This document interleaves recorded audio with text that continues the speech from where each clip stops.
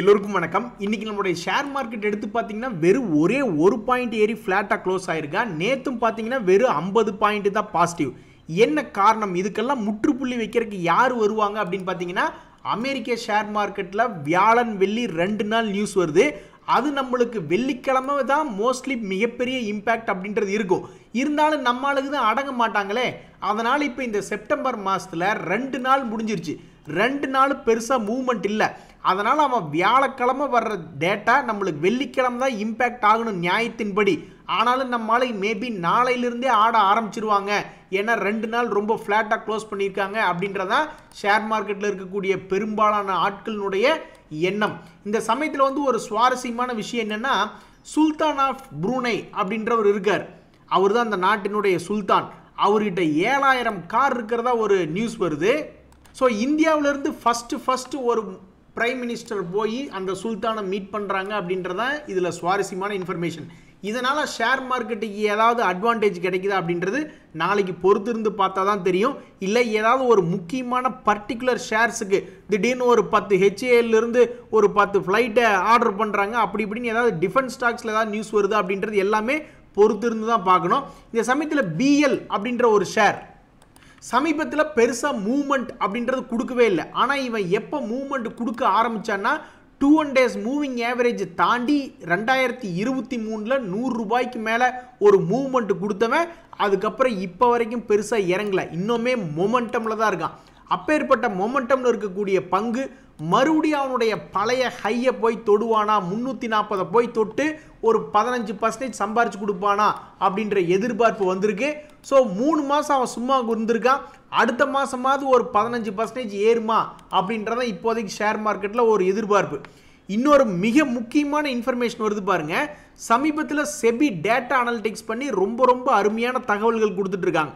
முதல் தகவல் என்ன கொடுத்தாங்கன்னா, ஆப்ஷன் ட்ரேடிங்கில் 11% தான் ஜெயிக்கிறாங்க அப்படின்ற ஒரு ரீட்டைல் பற்றிய தகவல் கொடுத்தாங்க.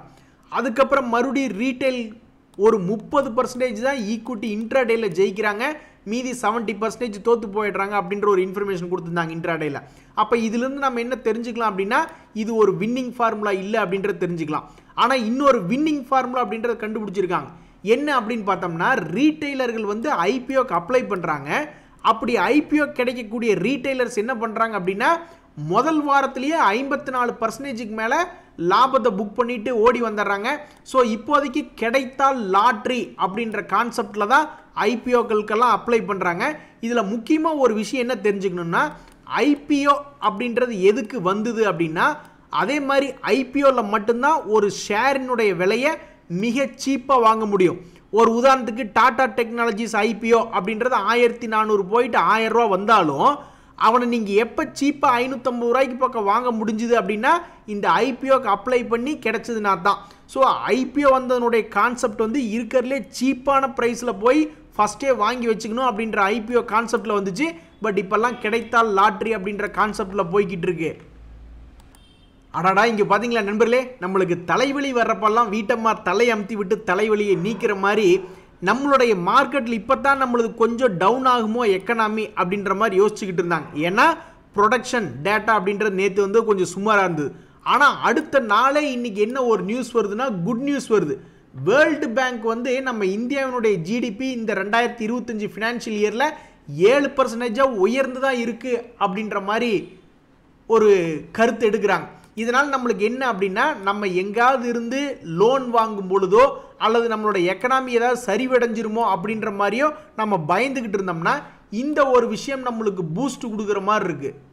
எனக்கு இன்றைக்கி 2 மெசேஜ் வந்துச்சு. TTK Prestige ஒரு ஷேர் அப்ளை பண்ணியிருந்தீங்க, அந்த ஒரு ஷேர் நாங்கள் வாங்கிக்கிறோம் அப்படின்ற ஒரு மெசேஜ் வந்துச்சு. அதே மாதிரி தனுக்கா அக்ரிடெக் ஒரு ஷேருக்கு நீங்கள் பைபேக் அப்ளை பண்ணியிருந்தீங்க, அந்த ஒரு ஷேரையும் நாங்கள் வாங்கிக்கிறோம் அப்படின்ற மாதிரி ஒரு 2 இன்ஃபர்மேஷன் வந்துச்சு. ரொம்ப சந்தோஷங்க அப்படின்னு விட்டுட்டேன். இனி நாளைக்கெல்லாம் போய் பேங்க்கில் இந்த பணம் கிரெடிட் ஆகிடுச்சு அப்படின்ற மாதிரி பார்க்கணும். இந்த சீராவில் கூட ஒன்று அப்ளை பண்ணியிருக்கேன், AI ஒன்று அப்ளை பண்ணியிருக்கேன், சிம்போனியில் 3 ஷேர் அப்ளை பண்ணியிருக்கேன். இந்த 3 என்ன போகுதுன்னு தெரியல. இன்னுமே நிறைய ஷேர்களுடைய பைபேக் அப்படின்றதெல்லாம் ஓப்பன் ஆயிடுச்சா அப்படின்றது நீங்கள் போய் ஒவ்வொன்றா செக் பண்ணி பார்த்துக்கிறது நல்லது. அந்த வகையில் வந்து நான் போய் என்ன பார்த்துக்கிட்டு இருந்தேன் அப்படின்னு பார்த்தோன்னு வச்சிங்களேன், ஏதாவது இப்போ பைபேக் அப்ளை பண்ணுறதுக்கு ஓப்பன் ஆயிருக்கு அப்படின்னு பார்த்தோம்னா, இந்த KDDL பைபேக் அப்படின்றது அப்ளை பண்ணுறதுக்கு ஓப்பன் ஆயிருக்கு. அடுத்து பார்க்கக்கூடிய இந்த சுப்ரஜித் இன்ஜினியரிங் பைபேக் அப்படின்றது அப்ளை பண்ணுறதுக்கு ஓப்பன் ஆயிருக்கு. அடுத்து பார்க்கக்கூடிய இந்த டெக்னோ கிராஃப்ட் அப்படின்றது அதுவும் செப்டம்பர் 2ஆம் தேதி ஓப்பன் ஆயிடுச்சு. அடுத்து பார்க்கக்கூடிய இந்த மயூர் யூனிகோட்டர்ஸ் அதுவும் ஆல்ரெடி ஓப்பன் ஆகிருக்கு. அடுத்து நம்ம பார்க்கக்கூடிய இந்த ஜெய் கார்ப் அப்படின்றது அதனுடைய பைபேக் இன்னும் ஓப்பன் ஆகலை. அதுக்கடுத்து நம்ம பார்க்கக்கூடிய இந்த டிசிஐ அதனுடைய பைபேக் இன்னும் ஓப்பன் ஆகலை. அதே மாதிரி அடுத்து நம்ம பார்க்கக்கூடிய இந்த ஆர்த்தி ட்ரக்ஸ் அதனுடைய பைபேக் இன்னும் ஓப்பன் ஆகலை. அடுத்து கடைசியாக நம்ம பார்க்கக்கூடிய இந்த நியூக்ளியஸ் சாஃப்ட்வேர்னுடைய பைபேக் இன்னும் ஓப்பன் ஆகலை. ஸோ இந்த இன்ஃபர்மேஷன்லாம் தொடர்ந்து நீங்கள் ஃபாலோ பண்ணிக்கிட்டே இருந்தீங்கன்னா தான் பைபேக்கு அப்ளை பண்ணி ஏதாவது கொஞ்சோண்டு காசு பார்க்குறதுனா பார்க்க முடியும். இந்த சமயத்தில் இந்த பஜார் ஸ்டைல் ஐபிஓ அப்படின்றது 32% ஓப்பனிங்கில் கிரே மார்க்கெட் ப்ரீமியம் இருந்தது. அதுக்கப்புறம் சடன்னு கீழே இறங்கி வெறும் 15% காமிச்சிட்டு இருக்கு. அதனால் நான் அதை அடிச்சு விட்டுட்டேன். இந்த சமயத்தில் இந்த காலா ப்ரிசிஷன் ஐபிஓ அப்படின்றத இப்போ ஓப்பன் ஆகி போயிட்டு இருக்கு. ஆரம்ப நாளில் இது 50% லிஸ்டிங் கெயின் ஆகக்கூடிய வாய்ப்பாக காமிச்சிக்கிட்டு இருந்தான். அப்பப்போ போய் எட்டி பார்த்துக்கிட்டே வந்துடணும் இதனுடைய கிரே மார்க்கெட் ப்ரீமியம் எப்படி வளரும் பருவத்தில் இருக்கா, இல்லை சுமாராக இருக்கா, இல்லை கீழே இறங்கிருச்சா அப்படின்ட்டு. அந்த வகையில் இந்த காலா ப்ரிசிஷன் ஐபிஓ ஆரம்ப கட்டத்தில் 50% லிஸ்டிங் ஆகக்கூடிய வாய்ப்பு இருக்குன்னு காமிச்சான். அதுக்கப்புறம் இப்போ சுமாராக 43% அதிலிருந்து கொஞ்சம் இறங்கி இருந்தாலும் இந்த 43% ஒரு நல்ல அருமையான ஒரு கிரே மார்க்கெட் ப்ரீமியமாக தான் இப்போவும் காமிச்சிக்கிட்டு இருக்கான் காலா ப்ரிசிஷன்.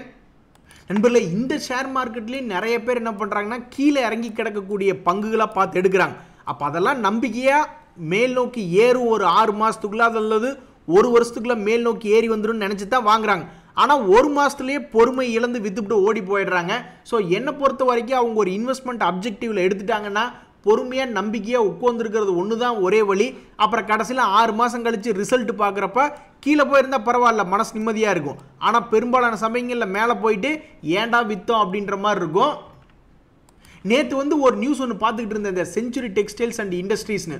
பாருங்க நண்பர்களே, எல்லா கம்பெனிகளுமே சப்சிடரிஸ் எல்லாம் போட்டு எதுலாம் அதிகமாக பணம் கொடுக்கக்கூடிய தொழிலோ அதில் போகிறக்குன்னே பார்க்குறாங்க. அந்த வகையில் இந்த செஞ்சுரி டெக்ஸ்டைல்ஸ் அண்ட் டெக்ஸ்டைல்ஸ்னுடைய ஒரு சப்சிடரி அவங்க போய் ஒரு லேண்டு பார்சல் வாங்குறாங்க, ஒரு லேண்டு வாங்குறாங்க டெவலப் பண்ணுறதுக்கு அப்படின்ற மாதிரி ஒரு நியூஸ் படிச்சிருந்தேன். ஸோ இந்த செஞ்சுரி டெக்ஸ்டைல்ஸ் வச்சிருக்கிறவங்களுக்கு இது ஒரு சந்தோஷமான செய்தி. இந்த சமயத்தில் பிர்லா குரூப்பில் பிர்லா கார்பரேஷன் அப்படின்ற ஒரு ஷேர் இருக்குது. இது ஒரு சிமெண்ட் கம்பெனி தான். இந்த சிமெண்ட் கம்பெனி தற்போதைக்கு என்ன பண்ணிக்கிட்டு இருக்கு அப்படின்னு பார்த்தீங்கன்னா ஒரு முக்கியமான ஒரு சப்போர்ட்டாக எடுத்திருக்கான். அதாவது இதுக்கு முன்னாடி சப்போர்ட் எடுத்து 6 மாதம் கழித்து பார்த்ததுக்கப்புறம் இவன் ஏறி இருக்கான். அப்போ இப்போ கூட ஒரு 1200 சப்போர்ட் எடுத்து ஒரு 100 ரூபா பிக்கப் ஆகி வந்திருக்கான். மறுபடியும் இன்னொரு 6 மாதம் கழித்து பார்க்கும்போது இந்த பிக்கப் அப்படியே கம்ப்ளீட் ஆகி ஒரு 1600 ரூபா போகுமா, இங்கிருந்து ஒரு 300 ரூபா மேல் நோக்கி ஏறுமா, முதலீட்டாளர்களை சந்தோஷப்படுத்துமா அப்படின்ற ஒரு கேள்வி வருது. அதுக்கு இன்னொரு 3 மாதம் கழித்து பார்த்தா தான் தெரியும். நண்பர்களே, யானைக்கும் அடி சறுக்கும் அப்படின்ற மாதிரி டிஐஸ்கெல்லாம் கணக்கு போட்டு ஏதாவது ஒரு ஷேர்ஸில் போய் டபக்குன்னு வாங்குறாங்க. எப்படி தேர்வு செய்கிறாங்கன்னு நம்மளுக்கு தெரில. பட் அதெல்லாம் மேல் நோக்கி வருமா இல்லையா அப்படின்றத பொறுத்து இருந்தால் பார்க்கணும். இந்த ஆப்டஸ் வேல்யூ ஹவுசிங் ஃபினான்ஸ்னு ஒரு ஷேர், அதில் போய் நம்ம பார்த்தோம்னா ஜூன் குவார்ட்டரில் திடீர்னு டிஐஸ்னுடைய ஹோல்டிங் பர்சன்டேஜ் அப்படியே டபுள் பண்ணி விட்டுருக்காங்க. அதே மாதிரி இந்த பர்கர் கிங் கேள்விப்பட்டிருக்கீங்களா, ரெஸ்டாரண்ட் பிராண்ட்ஸ் ஏஷியா லிமிடெட் அப்படின்ற கம்பெனி, அதில் போய் பார்த்தோம்னாலும் டிஐஸ்னுடைய ஹோல்டிங் பர்சன்டேஜ் அப்படின்னு பார்க்கும்பொழுது 23% இருந்தது மார்ச் குவார்ட்டரில். இப்போ ஜூன் குவார்ட்டரில் பார்த்தோம்னா அதையும் டபக்குன்னு ஒரு 5% ஏற்றி விட்டு 28% வச்சுருக்காங்க. இந்த 2 ஷேருமே குப்புற கவுந்து கிடக்கிறான். இந்த ஒரு வருஷத்தில் 130 போச்சு இந்த restaurant brand burger king share. ஆனால் இப்போ 110 ரூபாயில் ட்ரேட் ஆகிட்டு இருக்கான்.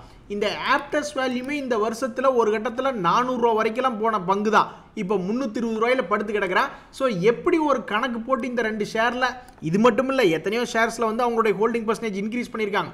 பட் இந்த கம்பெனியெல்லாம் கீழ் நோக்கி கிடக்கு, அவங்க ஹோல்டிங் பர்சன்டேஜ் இன்க்ரீஸ் பண்ணியிருக்காங்க. இனி இந்த ஹோல்டிங் பர்சன்டேஜ் பொதுவாக ஏறிச்சு அப்படின்னா அந்த கம்பெனியினுடைய விலை ஏறக்கு வாய்ப்பு இருக்குது. இந்த 2 ஷேர் ஏறுதா இல்லையா அப்படின்றத 6 மாதம் கழித்து பார்க்கணும். ஹே மேன், கரும்பு ஜூஸை புழிஞ்சு ஒரு வழியை நீ சாரை வெளியே எடுத்துட்ட அப்படின்ற மாதிரி உன்னை நினச்சிக்கிட்டு இருந்தா குப்புன்னு கீழே இறங்கிட்டான். அதாவது இந்த ஜுனிப்பர் ஹேட்டல் அப்படின்ற ஷேர் குறிப்பிட்ட இடத்த சப்போர்ட் எடுத்தான்னா டபக்குன்னு ஒரு 20% மேலாம் ஏறுவான். இப்போ கூட சப்போர்ட் எடுத்து இவன் 10% ஏறிட்டா அப்படின்ற மாதிரி நான் பெருமையாக அவனை பற்றி பேசிக்கிட்டு இருந்தேன். அடுத்த நாளே பார்த்தோம்னா திடீர்னு 398 வர்றான். ஸோ எது எப்படியோ இவனுடைய ஒரு வருஷ சப்போர்ட் அப்படின்றது இந்த 380 ரூபா ரேஞ்சில் இருக்குது. இப்போ 398 ரூபாயில் இருக்குது. மறுபடி ஒரு 480 ரூபா வருவானா அப்படின்றதான் இந்த ஷேர் மேலே ஒரு எதிர்பார்ப்பாக இருக்குது. நண்பர்களே, நம்ம வேலை செய்கிற இடத்துல நல்லா நம்மளுக்கு மேனேஜர் சப்போர்ட் பண்ணிக்கிட்டு இருப்பார். திடீர்னு எவனாவது புதுசாக வந்து ஜாயின் பண்ணிக்கிட்டு அவன் பாட்டுக்கு 10 மணி 12 மணி வரைக்கும் வேலை பார்த்துக்கிட்டு இருப்பான். அப்புறம் நம்ம மேலே இருக்கிற இன்ட்ரெஸ்ட் மேனேஜருக்கு போயிடும். அந்த வகையில் இந்த நவீன் ஃப்ளோரைன், அனுபம் ரசாயனம் போன்ற கெமிக்கல் கம்பெனிகள்லாம் வந்து ஒரு காலத்தில் பார்த்தீங்கன்னா நல்ல ஃபேவரட்டாக இருந்தது ஷேர் மார்க்கெட். நவீன் ஃப்ளோரைன் எல்லாம் மேல் நோக்கி ஏற்றி 4800 வச்சு அளவு பார்த்துக்கிட்டு இருந்தது ஷேர் மார்க்கெட். இப்போ கூட சமீபத்தில் சப்போர்ட் எடுத்தார் 2900க்கு. இவன் மேல் நோக்கி ஏறிடுவான், இந்த 2 days மூவிங் ஏவரேஜை கீழிருந்து இவ்வளவு தூரம் வந்து தாண்டி இருக்கான் அப்படின்ற மாதிரி நினச்சிக்கிட்டு இருந்தா அவன் மறுபடியும் குப்பர் தான் படுத்துக்கிட்டு இருக்கான். மறுபடியும் எப்போ புல்லிஷ் மொமெண்டம் அப்படின்றது எடுப்பான்னு தெரியல. தற்சமயத்துக்கு தற்காலிகமாக அவன் ஒரு கடந்த 6 மாதத்துக்கு மேலே ஒரு இடம் பிரேக் அவுட் ஆகிட்டு கீழே குப்புறப்படுத்திருக்கான். மறுபடியும் செகண்ட் டைம் மேல் நோக்கி வந்தால் பொழைச்சிக்குவான் அப்படின்ற மாதிரி தான் ஒரு மனநிலை. இந்த அனுபம் ரசாயனம் அப்படின்ற ஷேர் கூட நம்ம பார்த்தோம்னு வச்சுங்களேன், அவனு ஒரு காலத்தில் 1000 ரூபாய்க்கெலாம் ட்ரேட் ஆகிட்டு இருந்தவன் தான் இப்போ 777 ரூபாயில் இருக்கான். இந்த ஷேர் மேலேயும் இருந்த இன்ட்ரெஸ்ட் போயிடுச்சு அப்படின்னு சொல்லிட்டு ஷேர் மார்க்கெட் தூக்கி தூர போட்டுருச்சு. மறுபடியும் இவங்கெல்லாம் எப்போ டெவலப் ஆகி வருவாங்க அப்படின்றத பொறுத்து இருந்தால் பார்க்கணும். நண்பர்களே, இந்த ஐடிஎஃப்சி ஃபர்ஸ்ட் பேங்க் ஷேர் யாராவது வச்சுருக்கீங்களா? இந்த ஒரு வருஷத்தில் மட்டும் ஆல்மோஸ்ட் 20% நெகட்டிவ் ரிட்டர்ன் கொடுத்துருக்கான். இவன் மறுபடியும் எப்போ ஒரு பூகம்பம் மாதிரி வெடிச்சு மேலே வருவான்னு தெரியல. பொதுவாக பேங்க் ஸ்டாக்ஸ் எல்லாம் ஒரு குரூப்பாக தான் ஏறி வருவான். அந்த வகையில் இன்னும் வெயிட் பண்ணணுமோ அப்படின்ற ஒரு மனநிலைமையில் தான் இந்த ஐடிஎஃப்சி ஃபர்ஸ்ட் பேங்க் இருக்குது. எப்பா உங்களுக்கு என்னதான்ப்பா குறைச்சல், உனக்கு தவிடு வைக்கலையா புண்ணாக்கு வைக்கலையா அப்படின்னு ஒரு கழுதுகிட்ட பேசிகிட்டு இருக்கிற மாதிரி இந்த யூனியன் பேங்க் ஷேர், இந்த கனரா பேங்க் ஷேர், இந்த ரெண்டுக்கு என்ன குறைச்சல்? அவனுக்கு ஏதாவது ஒரு சப்போர்ட்டில் பிக்கப் ஆகி மேல் நோக்கி வந்தால் ஒரு 10-20% நல்லா சம்பாரிச்சு தரலாம் இந்த ஷேரை நம்பி இருக்கிறவங்களுக்கு. ஆனாலும் ஒரு மாதமாக சப்போர்ட்லேயே சுற்றிக்கிட்டு இருக்கா இந்த யூனியன் பேங்க். அதே மாதிரி இந்த கனரா பேங்க் இதெல்லாம் பத்தாது. அவன் 100 ரூபாய் ரேஞ்சில் சப்போர்ட் எடுத்திருக்கான், 111 ரூபா வந்திருக்கான்னா இது பத்தாது. ஏன்னா பொதுவாக அவன் சப்போர்ட் எடுத்தான்னா ஒரு 20% எல்லாம் சம்பாரிச்சு கொடுக்கக்கூடிய வேலை அப்படின்றது பண்ணியிருக்கான். அப்போ இப்போ மட்டும் அவனுக்கு என்ன கேடு? இவ்வளவு வேகமாக இப்படி நல்லா 4 முறை வேகமாக சம்பாரிச்சு கொடுத்த பங்கு 2 மாதத்துலேருந்து 3 மாதமாக இறங்கி 1 மாதம் கூடி வெறும் 5% தான் ரெக்கவரி ஆகிருக்கான். இது பத்தாது. இது எப்படியாவது ஒரு 125 ரூபா வந்துச்சுன்னா ரொம்ப சந்தோஷமாக இருக்கும். நண்பர்களே, இப்போ என்ன எதிர்பார்ப்புன்னா, போன வாரத்தில் நவரத்னா கம்பெனிகள் புதுசாக ஒரு 4 சொல்லியிருந்தாங்க. அவங்களாம் எப்போ பழைய ஹை வந்து தொடுவாங்க அப்படின்னு ஒரே சுவாரஸ்யமாக எதிர்பார்த்துக்கிட்டு இருக்காங்க.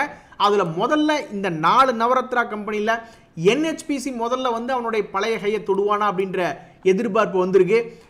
அதே மாதிரி NBCC ஷேரை பொறுத்த வரைக்கும் போன வாரமெல்லாம் 17% திடீர்னு ஜம்ப் அடிச்சு காமிச்சான்.